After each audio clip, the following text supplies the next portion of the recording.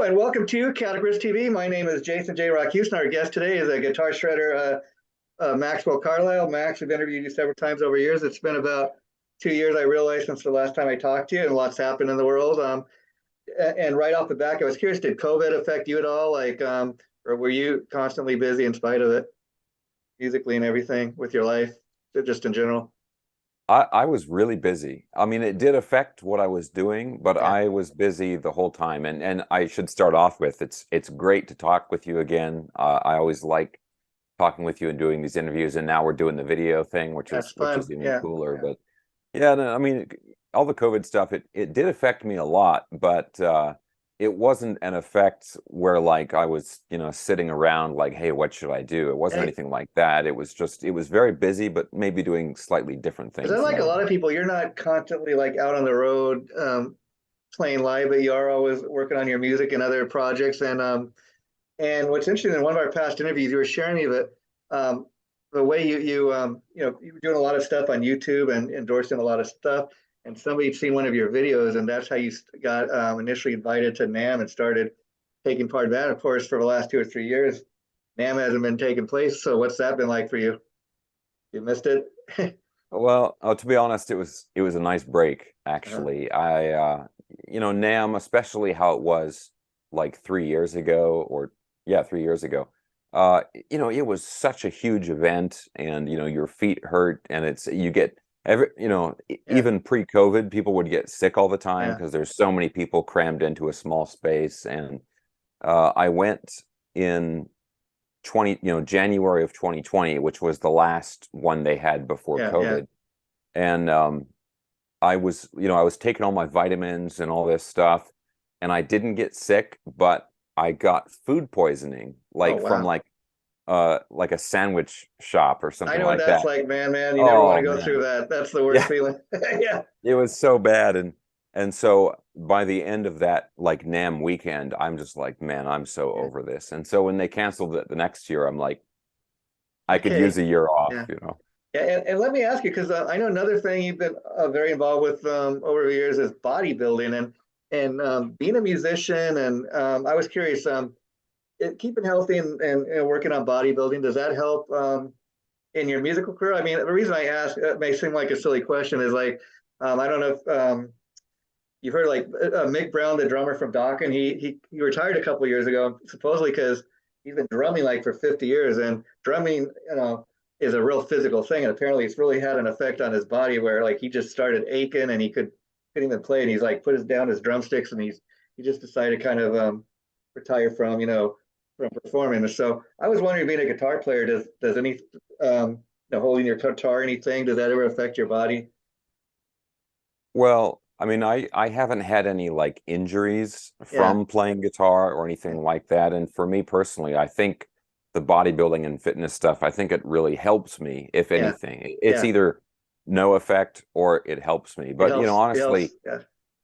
playing guitar is not nearly as It's physical as physical as playing drumming. Yeah, drums. for So, 50 years. yeah. Yeah, yeah. I Yeah, mean, yeah. because you hear stories all the time about drummers, not just stuff like that, but you know, um, like getting carpal tunnel, and after so many years of not being able to play. And then I guess too, maybe if you're a musician that's constantly on stage, like I heard part of the reason Jason Newsted left Metallica was from all the years of being on stage and headbanging and carrying those heavy guitars. Yeah. So what are you doing musically now? I know I seen you have a thing, Carlisle Cassione, and you have a song out for that, Between Two Anvils. I mean, I was digging that. Are we working towards maybe like an EP, an album, or do you think you're just going to be releasing a song at a time? Well, yeah, so it's a project I'm doing, kind of, classic neoclassical Yeah. shred album. And it's, yeah, with this other guitar player, Dean Cascione, and he's a great guitar player, and he also does custom guitar work and like Uh, scalloping on uh, guitars and yeah. stuff. And that was how I originally got connected with him. But yeah, the project that we're working on, it's going to be a full album eventually, but we are going with that strategy Yeah. of single, single, single, single, and then boom, the whole album. I think it And to be makes sense. honest, it's That's a the very modern way, you know? fun sort Yeah. of it's a like a low stress kind of project, right? So it's like it's done when it's done, as long as we're happy with the music. So like when you guys get together to record a song, like is the song or the songs usually like been prearranged where you guys have maybe gotten together and worked the songs out, or do you just kind of get together and jam and whatever kind of is created is created? We kind of do it where he and I will come up with pieces Yeah. of the song on our own, like, hey, here's a cool riff. And, the other guy will listen to it and be like, oh, hey, that'll fit in with this other thing that I wrote, right? And we kind of put the puzzle pieces together like that. And I don't think there's any I don't think there's any tracks that we're working on where it was 100% one guy. Yeah, yeah. Like we both had artistic input on each other's ideas and that That's kind the of stuff. And beautiful one part thing that's about kind of cool with him is yeah. that he will hear something very different than what I might have heard, and so I'll send him some ideas and he'll do like a lead part, but he'll do it over a completely different section than I was expecting him to do or something. Yeah. And I think that actually makes the songs a lot more creative in a way. And it's a beautiful thing about when you're collaborating with somebody like that. And I think what's interesting in listening to the track and you tell me how you guys come up with these ideas for your songs is it doesn't sound like it's a typical recording where a band gets together and you're all in the same room. You really have that maybe a little more opportunity to be really creative and just kind of come up with whatever you guys come up with, and then you just put it all together, and it's that magical art that music is, Yeah. Yeah, and thank you very much. I think that's something I like myself when I listen to these tracks. And obviously we've only released one Yeah, publicly yeah. right now, but yeah, I'm pretty happy with the stuff. And it does kind of have that sound where it's, you know, sometimes we'll change guitar tones Yeah. throughout the track or things like that, or use, other synth instruments and things like that just to kind of just make the track more interesting. And again, the interesting thing about this is you have just released the one track to date, but I think you guys really delivered the goods here because being that it's just one track so far, I don't know about what you've heard from other people, but it's really left me excited, like wanting more. So I think that's a good thing, when you can do Oh, that. that's awesome. That's great to hear. And the thing is, you're lucky if people even go to your YouTube page, and but if they do, if they play the songs all the way through. So I see you got a lot of huge numbers on your YouTube page, and I believe it's called Guitar Max YouTube. So you want to tell people what they'll find when they go there? Sure. Well, yeah, the Guitar Max channel is, I mean, obviously it's all about guitar and it's Uh, probably about 70% like gear reviews, checking out the latest products, new guitars, new amps, pedals, recording equipment, that kind of thing.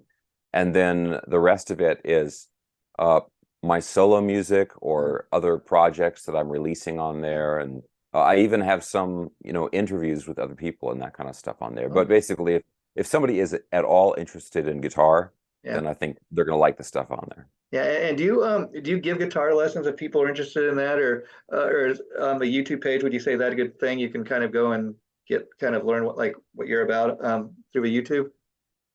Yeah, I think the YouTube stuff is the best way to go as far as the stuff I teach. Yeah, I don't do one-on-one lessons anymore. I did for a few years, uh, but my schedule is too it's crazy. challenging Yeah, now to really do that. But I do have instructional programs yeah, like, yeah. full-length things Videos. that Yeah, people yeah. can check And out. so, Yeah. and as far as the gear reviews, because I urge people to go check that stuff out too, because you're really great at reviewing the gear and stuff. I mean, again, I'm just kind of a fan of what you do. I'm not a musician or something, but I think I've gone on and I've watched some of the instructional stuff, and you're very gifted at what you do. And so, like when you're doing something instructional, it's just how do you come up with your ideas? Is it just like, oh, I think people would want to know this, or is it stuff people have asked you about? And you think, okay, I think I should make a video for that since I'm getting these questions. Honestly, a lot of it is just things that I found Yeah, helpful, things that I learned, and I was like, oh man, I wish I knew that sooner, right? yeah, And when I have those moments, I try to remember what those things were, and then that's usually the kind of stuff that I end up putting in I'm sure when instruction. you were coming up and learning to play guitar, you know, they didn't have YouTube back in the day, so you learned the old-fashioned way, like learning how to read music and all that, and transcribe. Yeah, yeah, absolutely. And you'd be, really lucky if you could get, like an actual a videotape or something like that, where you could actually see the person's hands and be like, oh, that's what they're doing, right? Yeah, But yeah, it's obviously today there's so much to choose from. and would you I was curious, would you say that you're a self-taught player and that like did you ever take lessons, or would you say you more kind of taught yourself how to play I'm coming up? probably mostly self-taught. I have taken lessons, Yeah, but it was for short periods of time, or maybe there was like a particular guitar player that I took like 2 or 3 lessons from that I wanted to learn like a particular technique or something. So I've taken lessons like that here and there over the years, but the majority of it is, I almost don't like to use the term self-taught, because that's just like, hey, I'm just sitting in my bedroom, no, like no, I randomly mean, coming up with I get things. what you're saying, but Yeah. the reason I ask is there's to my point of view anyways, there's typically two types of guitar players. There's a guy, like Tony McAlpine. They're great at what they do. They can play technically really precise and they can do everything. And then there's some guys that kind of like you, they just get very creative. You do your thing, and again, it's more than just like you saying, oh, I taught myself everything. I'm a pro, but it's after years of practice, and like anything, you just kind of get good at, and it's amazing. I think anybody listens to what you've done, Max, go on your YouTube page, look at some of the solos, the videos, and people will be impressed. But I think there's something, as far as teaching people how to play guitar. Yes, very important to know how to be technically precise. But then there are other guitar players. They're not so technically precise, but they just kind of let it rip, and that's cool too. Yeah. Oh yeah, and to be honest, I think there's something about learning uh theory, music theory and songwriting and that kind of stuff. I think there's something about learning at like a college, Yeah. which actually in some ways harms the creative process, Yeah. because I've met a lot of musicians, guitar players and other types of musicians that went to prestigious Yeah. music Yeah. Yeah. schools and got degrees.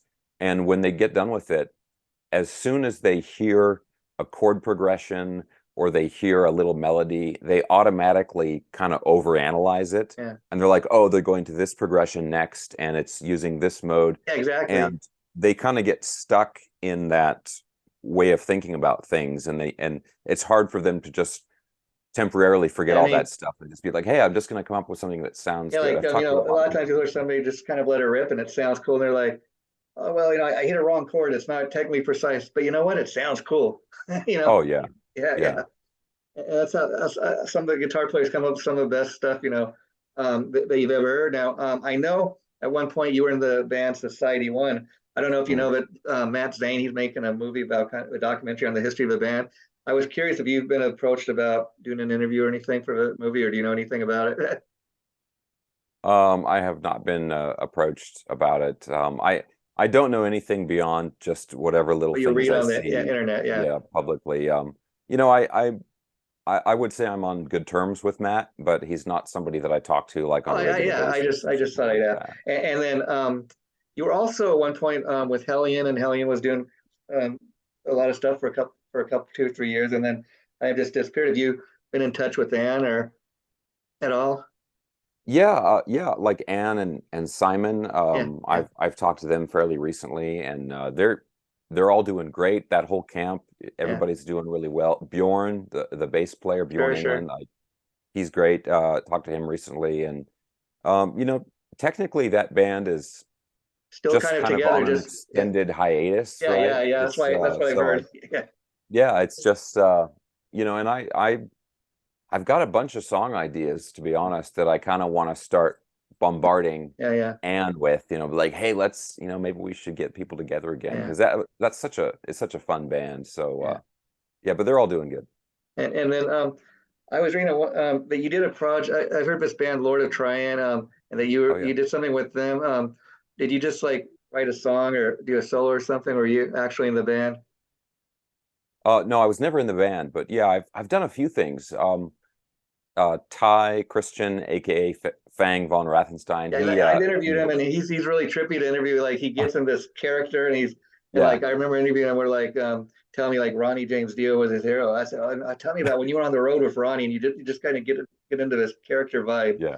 Yeah, But yeah, I'm like he has done guest appearances on my solo music, and I played a guest solo on a Lords of the Trident song. okay. And then he and Ty and I were in another like kind of separate recording project. Uh, And so he's just kind of I mean, he lives over in like Wisconsin, right? But I yeah, mean, he's yeah. just kind of at this point, honestly, like a long time musical friend of mine. So kind of That's good.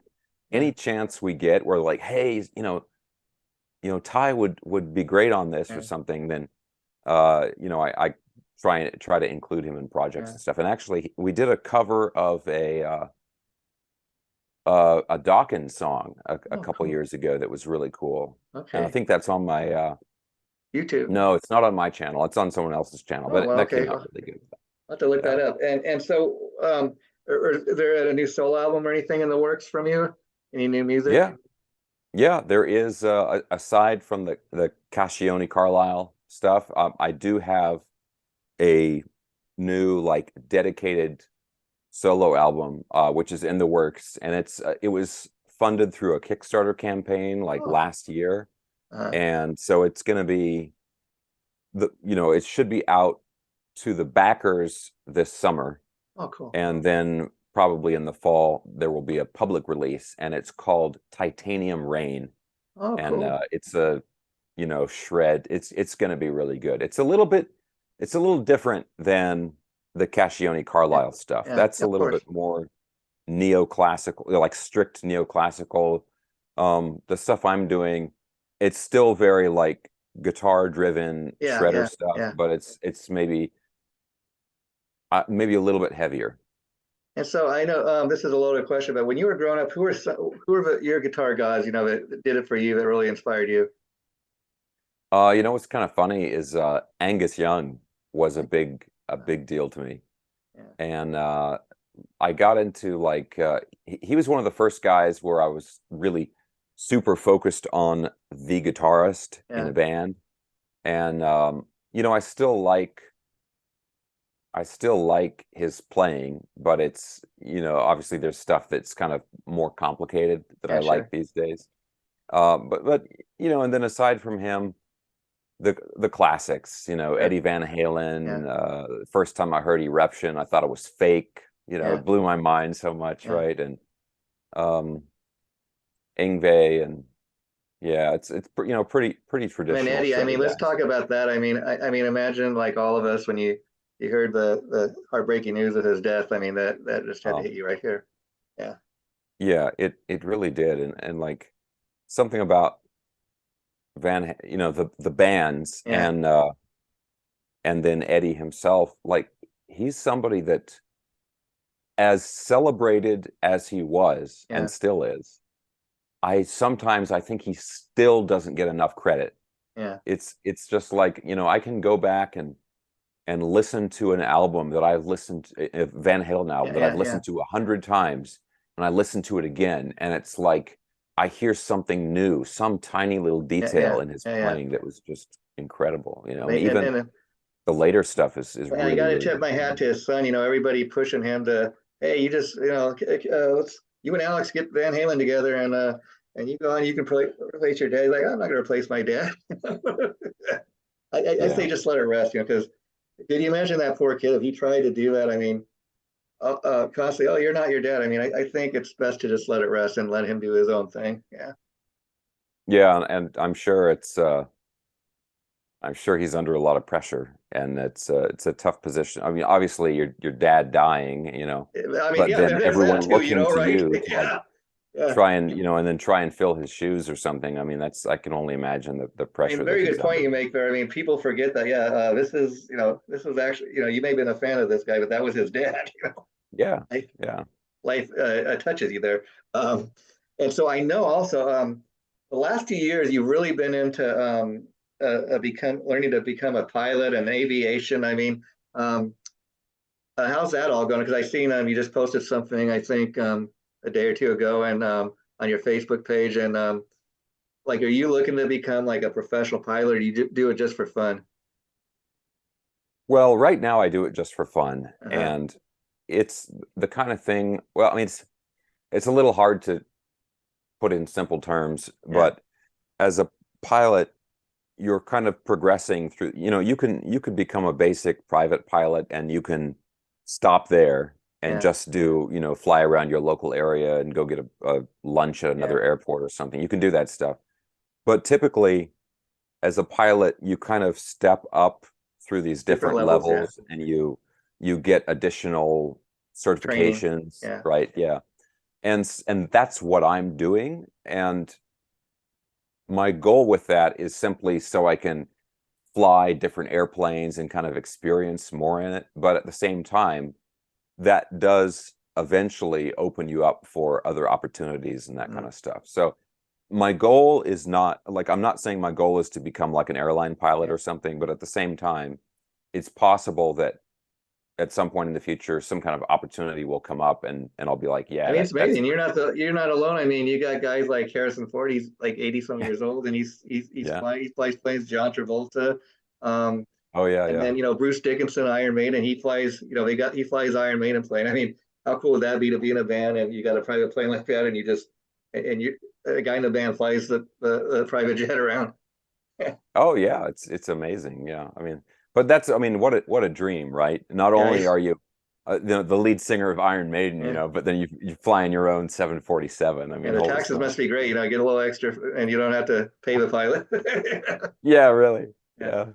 And so, in regards to Carlisle Cassione, do you think when you get the full length album out, do you think you guys will do any live shows? Have you thought that far ahead? It's kind of funny. I know that Dean wants to. Yeah, He's really enthusiastic about that. yeah, But he lives in Massachusetts. there you I'm out go. here in California, Yeah, yeah, and we don't have like a band, right? So it's possible, but I can't say that it's something we have solid plans for for right sure. now. And so Yeah. it is just the two of you. So like, as far is it just guitars? There any drums or any other instruments, or are you guys playing those as well? Or Yeah, we're doing all the basic rock instruments, right? And we're, either one of us is kind of doing that stuff as well as far as the production yeah, goes. And then there's a few like string, like keyboard string sections and that kind of stuff, which, we play on a keyboard or that's programmed or something like that. But and it's, now is it's this like all if going to you be listen, like guitar shredder type of stuff, or is there going to be anything on there that might surprise somebody like a ballad or something? well, there's some slower songs. Yeah, which There's is some cool. slower tracks. I'll Yeah, I'll say that. Yeah, but there's still yeah. it's still got a lot of hot guitar work for sure.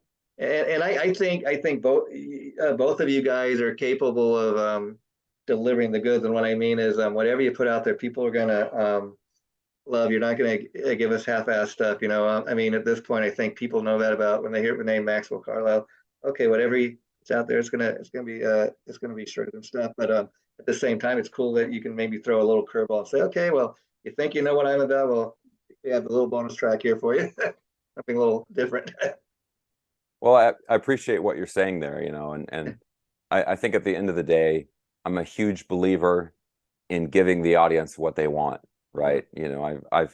I've seen too many movies lately where it's like subverting expectations or Yeah, something like that, yeah, and yeah, I'm like, no, no, no, just if 90% of my audience wants one thing, it's like by all means, yeah, I want to give that to them and yeah, stuff. yeah. But fortunately, it works out that that's also what I like. So Yeah, everybody wins.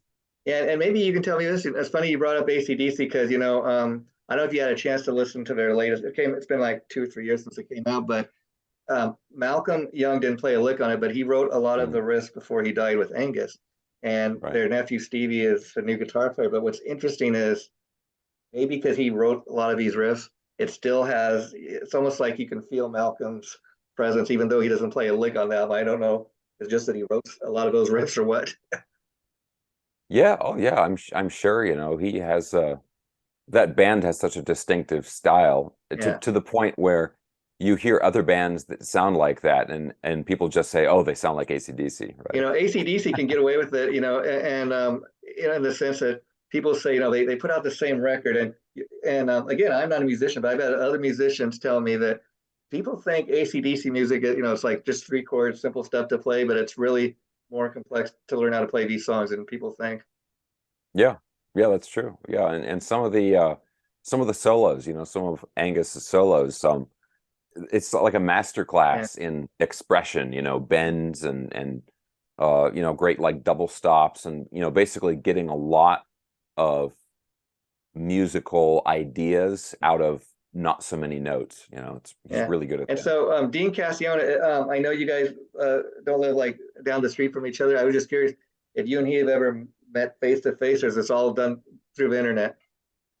Oh, no, we've met face to face. Yeah. And Uh, yeah, we got together and worked on stuff and we took a bunch of promo photos and that yeah, kind of thing. So it was cool. You know, sometimes that can be awkward if you've yeah. known somebody for a long time, and then finally meet them face to face. But Well, he I was was asking too as because cool in I hear person so as it many seemed. stories that people tell me, you know, we've created, you know, like we've created this great music, like, you know, through the computer. We send files back and forth, and it sounds like, you know, you never know that you weren't in the same room. You know, back in the day, you had to be in the same room, and it's amazing technology that you can create it. I've had people tell me they live in different parts of the world, never met, you know, they've never met maybe until they do the first live show. They live in different parts of the world. They make an album together, and it sounds fantastic. Oh yeah, it's kind of amazing how well it can work Yeah, sometimes and it's kind of funny even you know you get these bands or artists these days who are like, man, we're going to do it old school, you know, we're going to get everybody in one room, yeah, just a yeah. single mic or something, and they do it and it's like, oh, that's harder than you think, you Yeah, know, yeah, yeah. to And pull that off and have it the sound last good, thing I to have it wanted to hold up to say before standards. you wrap it up for today, Maxwell, you just popped in my head as we were talking. You know, you're of course into photography as well, and you're really great at your photography, like everything you do. But and I was just thinking, I seen the picture of you and Dean on this on your Facebook page. Awesome, awesome photo. And so I imagine being in that you're such a so into photography that helps with branding your music and coming up with these great shots of, you know, to promote your music, and it saves you, you know, it saves you from having to hire somebody else to do it. You have a lot more control over how you represent your stuff. I think it's cool that, you know, you're so involved with everything you do. Thanks. I think that for somebody to be successful as a musician today, you have to be more than just a musician. And I don't mean to say that No, like as no, an insult to other people, but no. it's just the way things are these days. You know, the days of, you know, having your entourage of Yeah. people around who are going to do things for you. It's like, you know, there's a few people who get to that level, but you can still be a really successful I mean, musician I'll if tell you're you the willing to take on your own funniest thing work. doing these interviews that like a lot of times when I used to do it the old school way, talking to people on the phone, you know how we did it. I go on people's Facebook page and try to. They tell me, "Oh yeah, sure, it's all right. List some photos to post with the kind of make like a slideshow," and we do that. But a lot of times I go on these bands' page and it's amazing. They either don't have any photos of anybody in the band, or they just have a logo, like one photo. It's like, come on, guys, you need a little, you know, give us a little more kind of eye candy so people can see who's in the band. And but again, you know, it's very important, I think, to kind of you know, have all that stuff because you know, when you're able to like present flashy photos and do like you do, people are more. I mean, people know who Maxwell Carlisle is, and that has a lot to do with not just your talent as a musician, but you know how you're representing yourself. So when people go on your Facebook page, they know, okay, wow, this guy, he looks, he's got some pretty cool looking photos. Checking out what he's doing musically. Oh, he's flying a plane, and you know, you got all your stuff out there. That's how I prepped for an interview. I went and I'm like, oh, okay, so this is what we can talk about, you know. Yeah, cool. Well, yeah, man, and you know, I always appreciate your compliments and that kind of stuff, and your support, man. It's always been great talking with you and doing these interviews, and you've just been super supportive Well, you over the know, years, like and I we just try want to to thank stay you in for touch that. with people. That's kind of my attitude I've had. Like Mhm. people I've interviewed over the years. Okay, you know, you guys have been, you know, you helped me promote my site and get able to interview you. and like guys like you've been super friendly to me, so I give it right back. And we're about like have that feeling like a connection, like we're family. So like I just say right now, anytime you want to do this, or especially now when I'm doing these video type of interviews, like I said, it's a lot of fun, and I think people enjoy watching it. And so I thank you too for all your support over years and your continued friendship. So you're welcome back, of course, Max, anytime. And I'm sure you know when you release more singles and videos, I'll be hitting you up because I love to help you. And maybe next time I could have you and Dean come on together. I think that would be fun. Next. Yeah, that'd be cool. I'd totally be down for that, man. And any chance you guys will be having like you have the one song, but any plans for like a music video or something down the line? Yeah, we definitely have plans for that. Okay, yeah, we'll definitely be coming back and supporting that. So I think next time, yeah, I'll see if Dean wants to come on and we'll do it together. That'd be fun. Cool.